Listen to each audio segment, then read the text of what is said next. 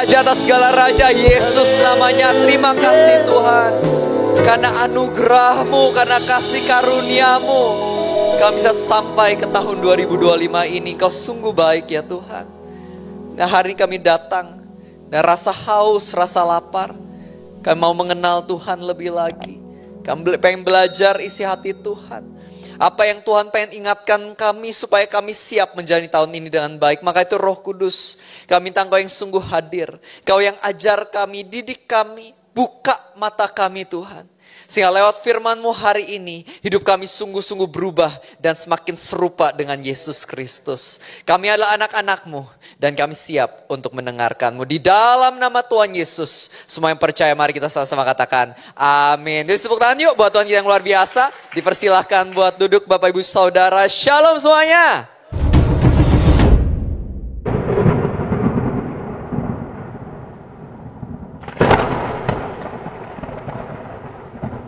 Coba 5 kali lipat lebih semangat lagi. Shalom semuanya. Wow, Happy New Year buat kita semua. Selamat tahun baru. Gimana tahun baru? Lebih semangat Bapak Ibu Saudara? Lebih semangat ya. Coba tengok kiri kanan bilang gini, aku bersyukur kamu masih hidup tahun ini. Oke, jadi hari ini aku mau ucapin pertama-tama thank you so much untuk Pastor Abraham Konrad Supit, Pak Afu beserta dengan segenap pemimpin dan juga jemaat yang hadir. Senang hari ini bisa ngelihat wajah semangat, ganteng, cantik Bapak Ibu Saudara. Dan saya percaya seperti biasa pasti di tahun baru ini, awal tahun ini Tuhan pasti punya firman yang akan berkati kita. Ada amin? Dan seperti biasa aku suka kalau kita ibadah atau gereja yang semangat. Jadi sebelum kita mulai, kita tes semangatnya seperti biasa. Kita respon sama-sama ya Bapak Ibu Saudara, kita tes dulu. Ada amin? Ada haleluya? Ada tepuk tangannya? Yang semangat ya sepanjang pembahasan firman. Jadi hari ini kita akan bahas firman Tuhan dengan judul Berjalan Bersama Tuhan.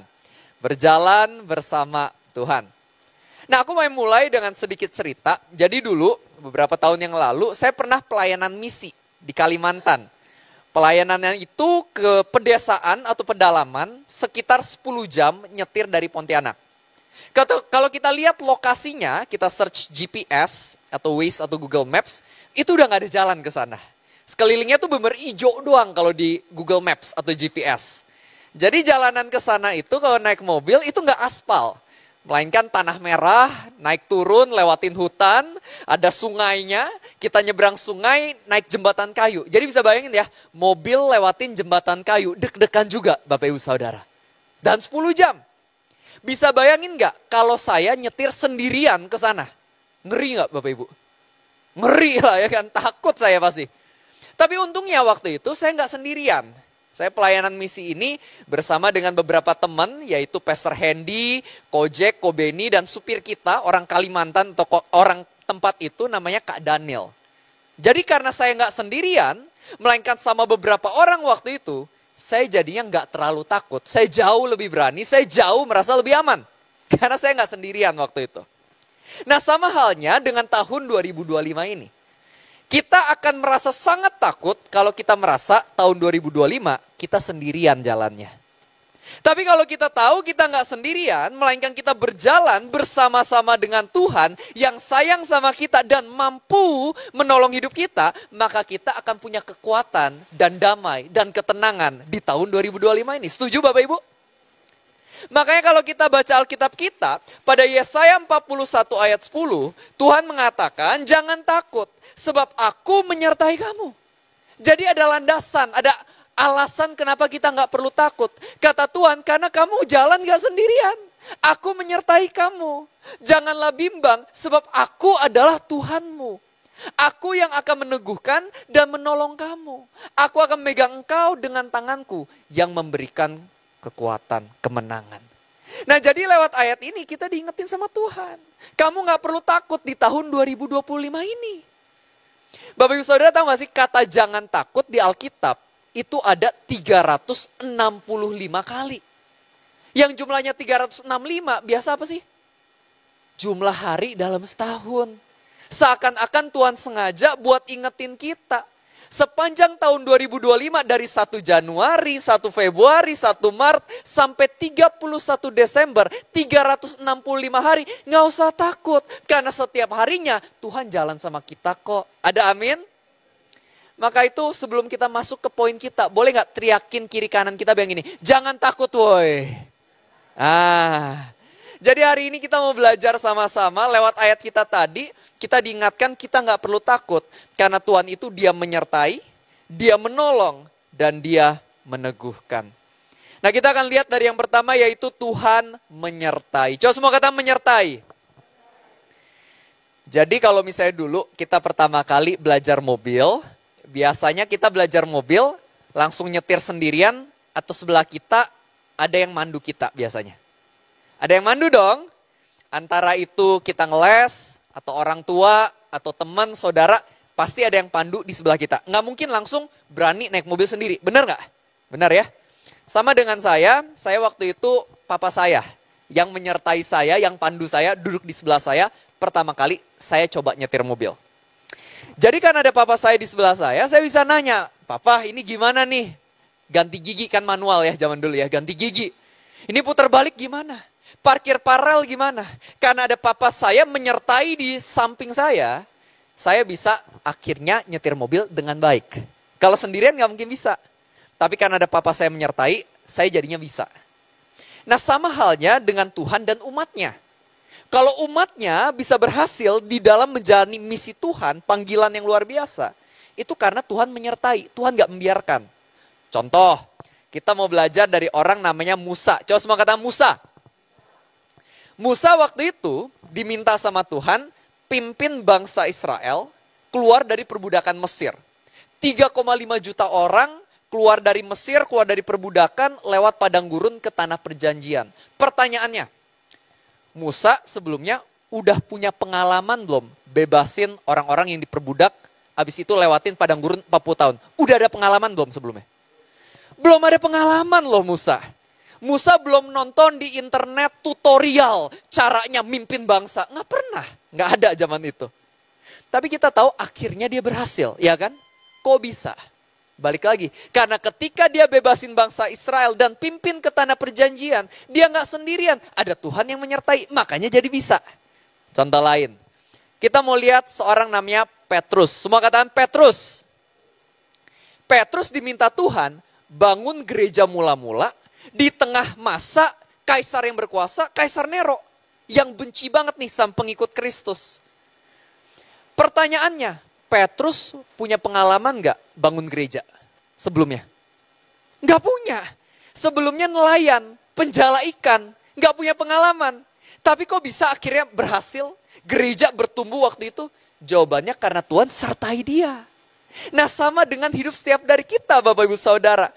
Saya juga masih ingat pertama kali saya dipanggil Tuhan. Saya mungkin pernah cerita berapa kali. Saya waktu itu di Amerika ambilnya sains makanan. Ambilnya sains makanan. Dan dulu zaman sekolahnya saya bukan anak gereja, bukan anak pelayanan.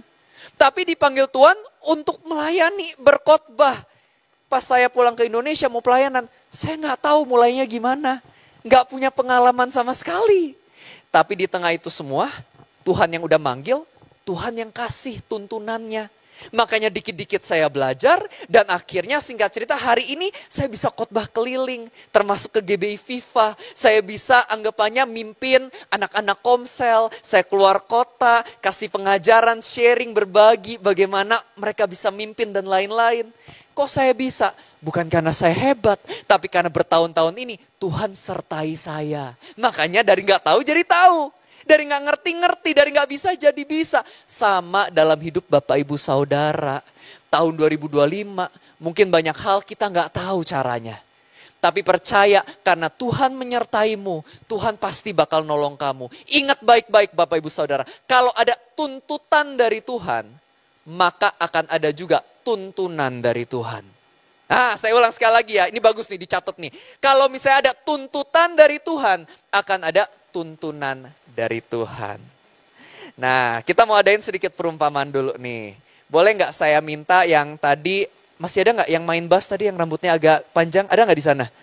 Lagi ada? Oh, yang ada. Ya, yang main gitar ada? Kalau nggak ada nggak apa-apa, yang lain aja. Yang udah berdiri boleh ke sini aja kalau nggak.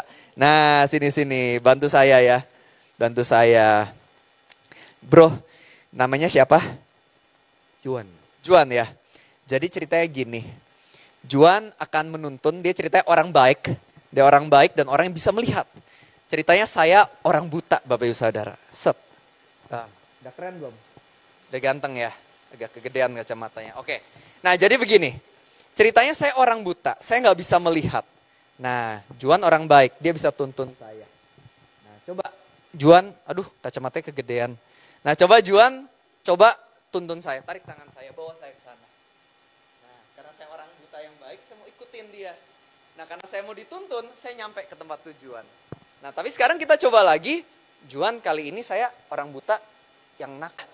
Lebih parahnya kayak gini, coba Juan tuntun. Enggak, saya kadang-kadang kita seperti ini Bapak Ibu Saudara. Anggapannya kita udah buta, nggak bisa lihat, dituntun nggak mau, kita yang malah narik Tuhan. Tuhan, lu yang ikutin gue, kemana yang gue mau. Padahal kita orang buta. Pernah nggak kayak gini Bapak Ibu Saudara? Yuk kita tepuk tangan yuk buat Juan, silakan boleh duduk lagi ya. Nah kadang-kadang kita masalahnya seperti ini di dalam hidup kita. Anggapannya di dalam kehidupan kita nggak mau ikut tuntunan Tuhan, lebih parahnya. Kita yang maksa Tuhan, Tuhan, di dalam hal keluarga, aku pengennya kayak gini. Di dalam kerjaan, aku pengennya gini. Di dalam kehidupan, pokoknya aku pengen gini. Kamu ikutin aku, berkati aku sesuai apa yang aku mau. Padahal kita harus ngerti. Hidup disertai Tuhan artinya bukan Tuhan yang ikutin apa yang kita mau. Tapi kita yang ikutin apa yang Tuhan mau. Itulah disertai Tuhan yang sesungguhnya. Itu arti berjalan bersama Tuhan yang sesungguhnya. Karena sekali lagi, kita ini orang buta Bapak Ibu Saudara. Kita nggak tahu tahun 2025 apa yang terbaik. Kalau kita pengen ke masa depan yang indah, kuncinya adalah kita harus rela, rendah hati, mau dituntun sama Tuhan. Ada amin? Kita angkat tangan kanan yuk, angkat tangan kanan. Tepuk pundak teman sebelah kanan, bilang bro, kita tuh seringkali buta bro, dituntun Tuhan bro. Poin yang kedua yang bisa kita pelajari. Poin yang kedua adalah bukan cuma disertai, tapi Tuhan itu dia juga menolong. Coba semua katakan menolong. Kalau kita baca pada Mazmur 46 ayatnya yang kedua, dikatakan seperti ini. Dikatakan Tuhan, dia adalah pribadi yang merupakan tempat perlindungan. Dia adalah kekuatan. Sebagai penolong di tengah kesesakan sangat terbukti.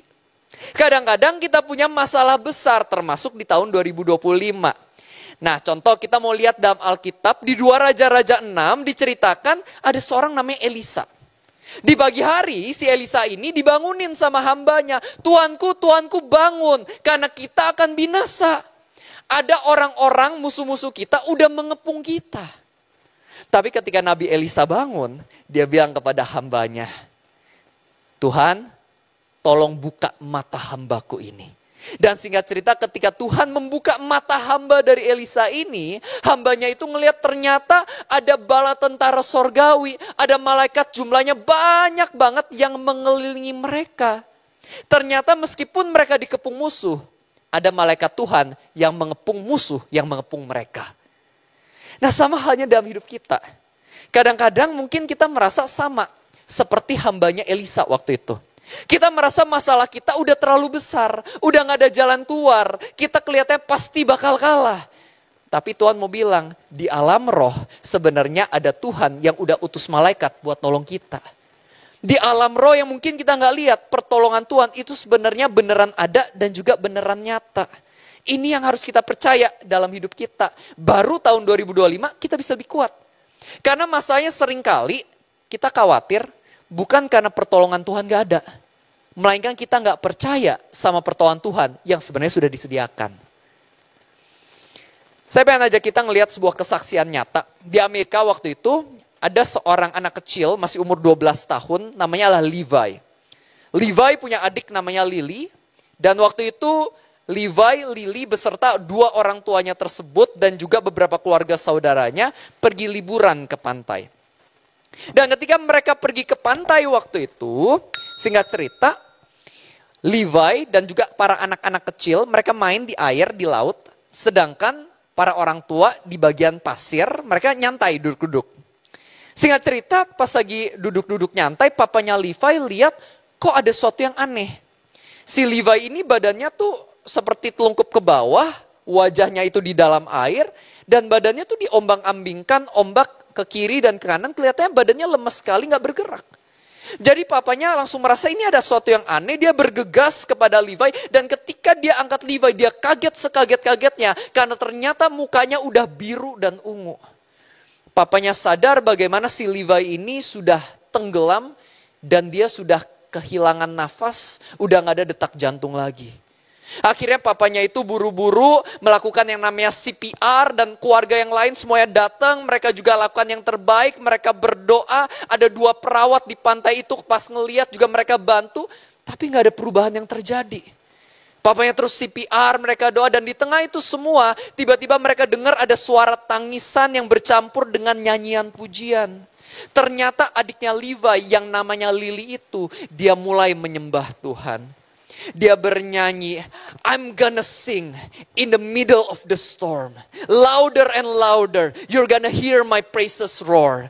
Out of the ashes, let hope arise. Death is defeated, my king is alive. Dalam bahasa Indonesianya, lirik lagunya bunyinya seperti ini.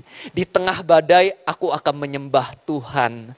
Aku akan lihat dari abu bangkit yang namanya harapan. Kematian akan dikalahkan sebab rajaku hidup. Dia sembah Tuhan, dan akhirnya segenap keluarga ikut menyembah Tuhan. Dan singkat cerita, mukjizat pertama terjadi Bapak Ibu Saudara. Tiba-tiba Levi yang udah gak bernafas lagi, detak jantungnya juga balik lagi.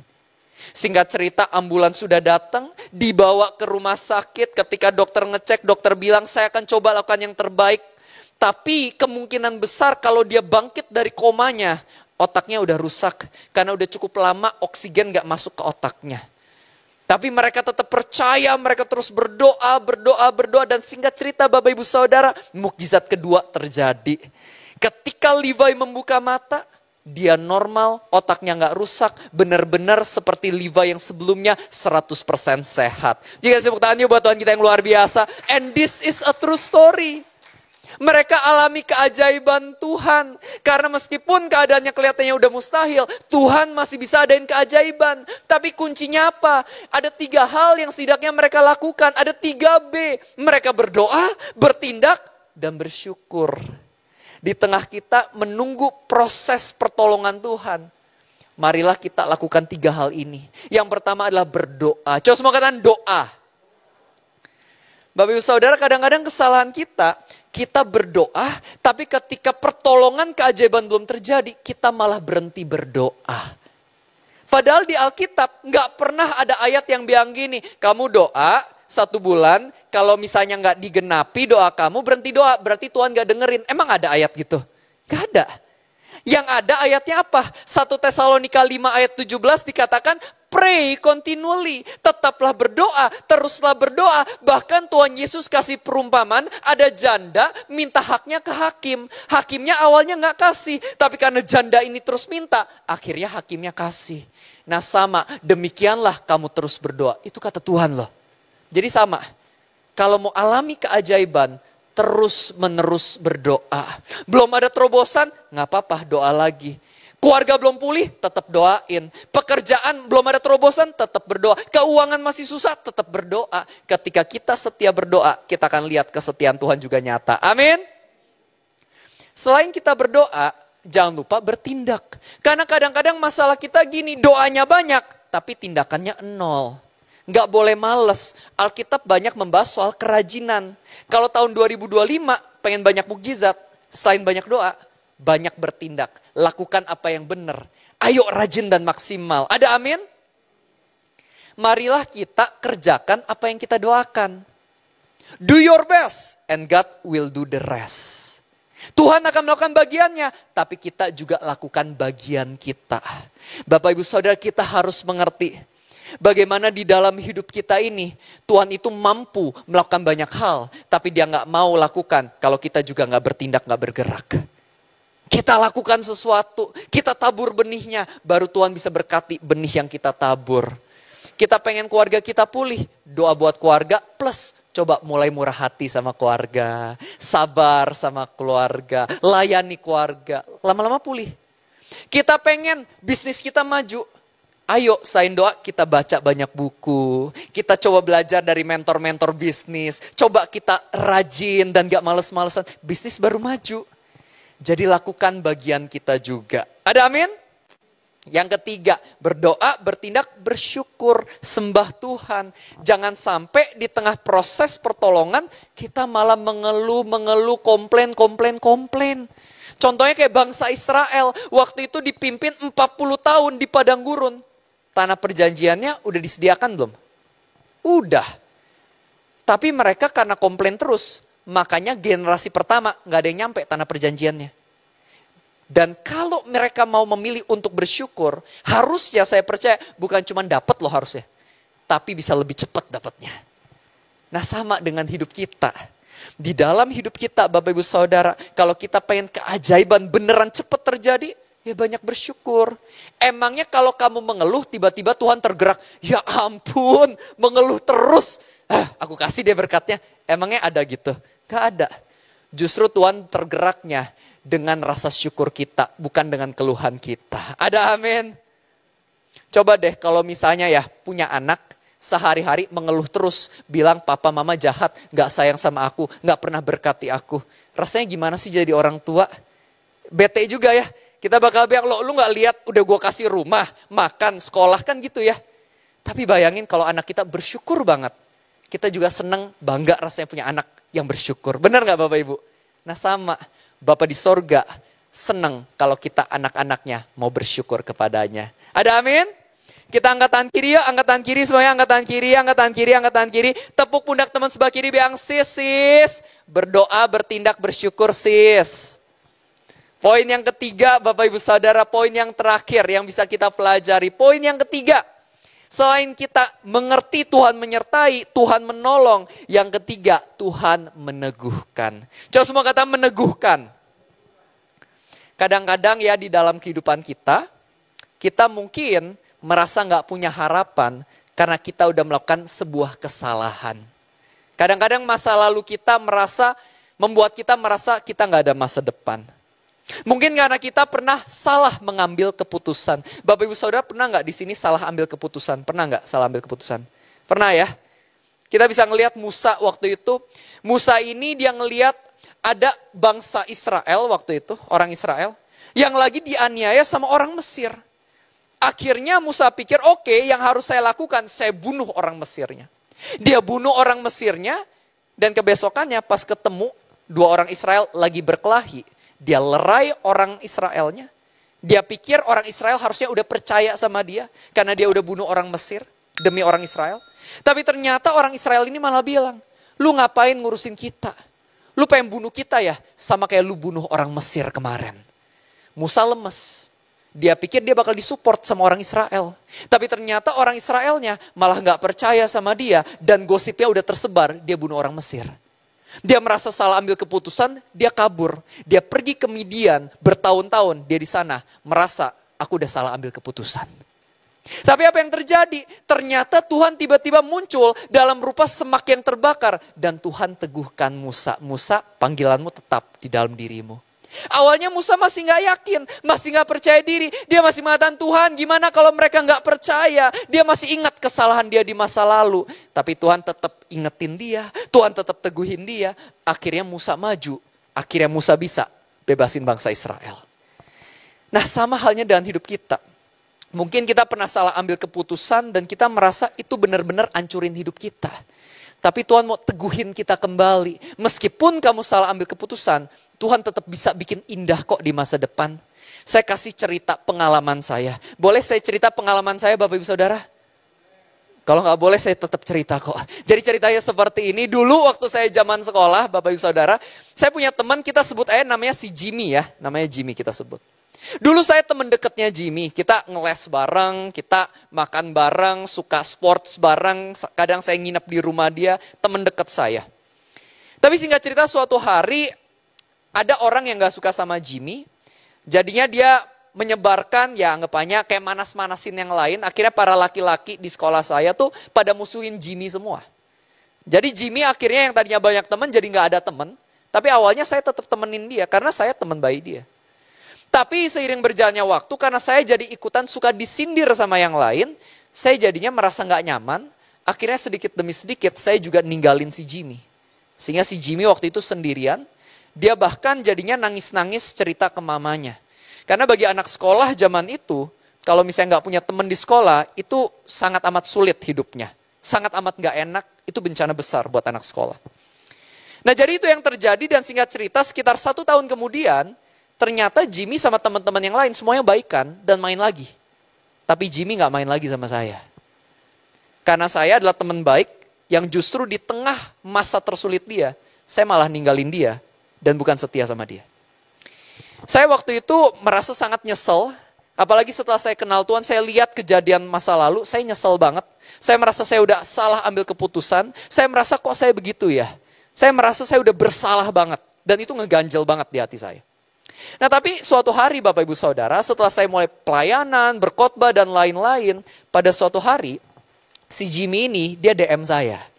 Dia DM saya, dia ngajakin ketemu, ngajakin nongkrong, makan. Akhirnya kita ketemu berdua, kita ngobrol-ngobrol, dan dia bilang, wah bro, gue benar-benar takjub banget, lu sekarang berubah ya, bisa berkhotbah segala macam. Kita ngomongin Tuhan, dia pengen mengenal Tuhan lebih. Dan singkat cerita Bapak Ibu Saudara, ketika si Jimmy bangun perusahaannya, dia bikin kantor barunya, dia minta saya buat berkati perusahaan atau kantornya dia tersebut. Bagi saya Bapak Ibu Saudara, itu adalah cara Tuhan waktu itu meneguhkan saya. Revi, kamu pernah salah ambil keputusan. Tapi walau kamu pernah salah di masa lalu, aku bisa anggapannya memulihkan hubunganmu dengan teman kamu yang dulu rusak. Kamu dulu merasa kamu udah kacau banget, parah banget, udah hancur semuanya. Tapi aku buktikan, aku teguhkan kembali bahwa yang dulu rusak karena keputusanmu, aku masih bisa pulihkan. Jadi sama di dalam kehidupan Bapak Ibu Saudara. Mungkin hari ini kita merasa aku udah salah, makanya hubungan sama anakku gak baik hari ini. Tapi ketahuilah Tuhan mau meneguhkan kamu, mengingatkan masih bisa pulih kok hubungan sama anak. Hubungan sama istri, hubungan sama suami. Dan juga hal-hal lain yang dulu mungkin keuangan kita udah berantakan. Karena kita misalnya salah keputusan investasi bodong tahun lalu. Ada yang pernah investasi bodong di sini? Ih gak ada ya, pintar semua di sini ya. Saya pernah ya kan.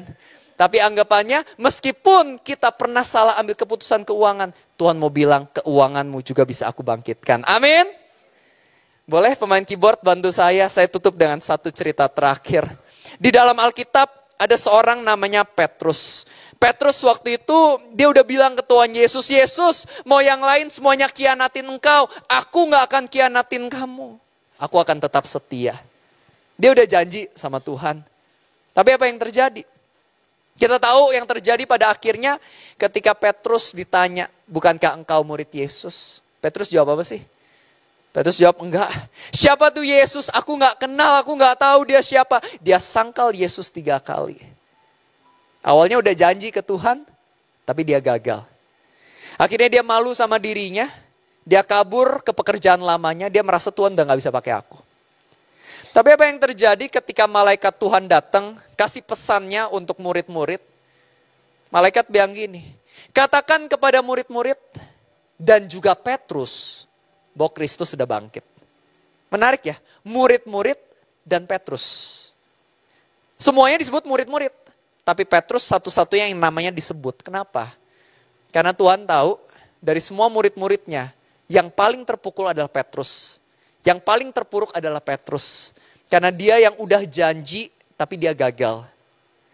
Makanya setelah Tuhan Yesus bangkit, Tuhan Yesus ngajak datang demi ngobrol sama Petrus waktu itu. Dan akhirnya itu yang meneguhkan Petrus kembali, membuatnya bangkit. Sehingga musim kehidupan yang berikutnya, dia jadi pemberani sekali dan jadi pemimpin gereja yang dahsyat dan luar biasa. Nah sama halnya di dalam hidup kita. Bapak Ibu Saudara pernah gak sih janji sama Tuhan? Tuhan tahun 2025, aku gak akan ulang dosaku di tahun 2024. Belenggu-belenggu tahun 2024, kebiasaan buruk tahun 2024, aku udah gak lakuin lagi. Tapi baru 1 minggu kita lakukan kesalahan yang sama. Mungkin ada berapa di antara kita yang melakukan itu. Terus kita mulai merasa kayaknya aku gak bisa lepas dari dosa ini. Kayaknya Tuhan gak bisa pakai aku. Kayaknya kebiasaan buruk ini bakal terus sampai akhir hidupku. Tapi Tuhan hari ini pengen teguhin kita sebagaimana dia teguhin Petrus. Aku percaya hidupmu akan dipakai luar biasa. Tuhan adalah pribadi yang percaya walau kamu udah gagal, walau janjimu gak ditepati, walau selama ini kita gak setia, Tuhan tetap setia. Tuhan tetap bakal nolong kita, sertai kita, pandu kita, teguhkan kita, ingetin kita ada panggilan besar di dalam kehidupan kita. Ada sebuah cerita nyata, kisah terakhir hari ini kisah nyata dari seorang namanya John Skipsworth dari Amerika. Ketika John ini masih kecil, masih umur 2 tahun, papa dan mamanya cerai. Jadi John ini ikut mamanya dan mamanya nikah lagi sama laki-laki lain. Tapi singkat cerita, mamahnya dan papa barunya cerai juga. Dan John akhirnya ikut sama papa angkatnya. Papa angkatnya ini alkoholik, jadi dari kecil si John ini hidupnya bebas banget. Alkoholik dari usia yang sangat muda. Akhirnya naik level, gak cuma minum-minuman keras. Dia mulai pakai obat terlarang. Bahkan awalnya obat terlarang yang levelnya rendah, akhirnya meningkat ke level yang lebih tinggi. Dari pemakai dia berubah jadi penjual narkotika, dan itulah hidup yang dia jalani. Hingga suatu hari dia mau melakukan transaksi narkoba di sebuah hotel, dia sama temannya, dan ada satu pembeli anggapannya. Di tengah negosiasi terjadi perselisihan, akhirnya mereka berantem. John ini akhirnya sama temennya berdua mereka gebukin si orang ini sampai orang ini saking parahnya kehilangan kesadaran. Mereka bawa orang ini keluar cari tempat terpencil dan ketika mau ditinggal di tempat terpencil orangnya bangun, orangnya lawan balik. Jadi John bilang udahlah kita gak usah repot, tebas aja, beset aja lehernya. Akhirnya temennya keluarin pisau lipat dan leher orang tersebut dibeset oleh orang ini, darah muncrat kemana-mana dan akhirnya mereka kabur. Kebesokan paginya, seorang pendeta lewat. Ketika dia ngelihat si orang ini, namanya adalah JJ, kita sebut saja. Ketika pendeta ini ngelihat JJ, lehernya sudah berdarah-darah, sekarat seperti itu. Pendeta ini buru-buru, telepon ambulans, telepon polisi. Akhirnya orang ini dirawat dan polisi mencari pelakunya. Siapa yang menyebabkan ini? Akhirnya setelah polisi melakukan investigasi, ketemu si John ini ketemu sama polisi dan akhirnya ditangkap. Masuk penjara, divonis 20 tahun. Masuk ke dalam penjara dan di sana si Johnny merasa dia udah gagal. Dia sadar hidupnya udah terpuruk. Dia merasa ini titik terendah dia, masuk penjara mau 20 tahun dia bakal ada di sana. Jadi tengah itu semua si Johnny dia melakukan sesuatu yang gak pernah dia lakukan sebelumnya. Yaitu dia tutup mata dan dia berdoa. Dia bilang Tuhan ampunin saya. Karena saya udah bikin orang tua saya sedih. Saya udah kecewain orang tua saya. Tuhan maafin saya udah bikin hatimu sedih. Tuhan maafin saya pakai obat terlarang. Maafin saya alkoholik. Maafin saya udah dagang obat terlarang. Maafin saya udah jahatin orang tersebut. Akhirnya setelah dia berdoa, pintu sel penjara dibuka karena polisi waktu itu ngumpulin mereka buat ibadah bersama di dalam sel penjara. Akhirnya mereka ibadah sama-sama, ada pendetanya dan pendetanya bilang, oke, ada yang mau kesaksian di sini. Jadi di sana si John tanpa berpikir 2 kali dia angkat tangan, dia berdiri. Dia mau kasih kesaksian, dia bilang, semuanya aku mungkin bakal seumur hidup di penjara. Tapi bahkan kalau misalnya seumur hidup aku di penjara harus bersihin WC. Mulai hari ini saya mau declare, saya mau sungguh-sungguh ikut Tuhan Yesus. Saya mau berubah hari ini. Dan dia bukan cuma ngomong, dia beneran lakukan. Dia mulai berdoa, baca firman, dia ikut ibadah, dia berusaha untuk berubah, ikutin firman Tuhan. Dan singkat cerita suatu hari, orang-orang penjara yang sifatnya lumayan baik, dapat semacam event spesial. Mereka boleh dibawa keluar untuk ibadah di gereja yang ada di luar penjara. Salah satunya John, dia ikut ibadah di gereja yang ada di luar penjara ini. Dan setelah selesai ibadah, lagi nunggu jemputan di luar, dia ngelihat ada orang datang mendekat ke dia. Semakin dekat orang ini, semakin jelas dia lihat ada bekas luka di bagian leher yang cukup besar. Dan dia kasih tangannya kepada John. Dan di sana John sadar bagaimana ini adalah JJ. Orang yang waktu itu pernah dia pukulin dan lehernya ditebas berdarah-darah waktu itu. Dia nangis-nangisnya. Dan di sana si JJ bilang, it's okay, aku udah ampunin kamu. Aku sayang sama kamu dan sepanjang kamu di penjara, mamahku terus doain kamu supaya kamu punya keselamatan. Mereka pelukan, mereka nangis-nangis. Dan setelah itu, puji Tuhan, karena dia terus menunjukkan karakter baik, Ternyata nggak sampai 20 tahun, melainkan 7 tahun dia dibebaskan. Dan setelah bebas, dia dedikasikan hidupnya untuk jadi seorang pendeta di Amerika yang melayani sampai hari ini. Yuk kita tepuk tangan yuk buat Tuhan kita yang luar biasa. And this is a true story. Bagaimana kita ngelihat orang udah seburuk apapun, udah separah apapun, masa lalunya nggak jelas. Tapi ketika dia mau mulai berjalan sama Tuhan, nggak ada yang mustahil. Tuhan beneran teguhkan dia kembali. Bagaimana kamu punya masa depan yang indah. Ada pemulihan. Tuhan nunjukin bagaimana dia menolong. Tuhan nunjukin bagaimana dia menyertai. Dia bawa dia ke masa depan yang penuh dengan purpose. Nah sama dengan hidup kita Bapak Ibu Saudara. Saya nggak tahu masa lalu kita. Saya nggak tahu tahun 2024 Bapak Ibu Saudara seperti apa. Tapi hari ini yang mau saya ingatkan. Kamu bisa punya tahun 2025 yang sangat amat baik. Jika kamu mau ambil keputusan berjalan bersama Tuhan. Karena permasalahan kita manusia, bukan Tuhannya yang nggak mau jalan sama kita. Seringkali kita manusianya yang nggak mau jalan sama Dia. Tuhan kita udah buktikan, Yesus rela tinggalin surga, datang ke dunia sebagai manusia. Karena dia pengen punya keintiman sama kita. Sekarang pertanyaan tahun 2025 ini, apakah kita mau jalan sendirian? Atau kita mau jalan sama Tuhan? The choice is yours. Amin. Kita tepuk tangan yuk buat Tuhan kita yang luar biasa.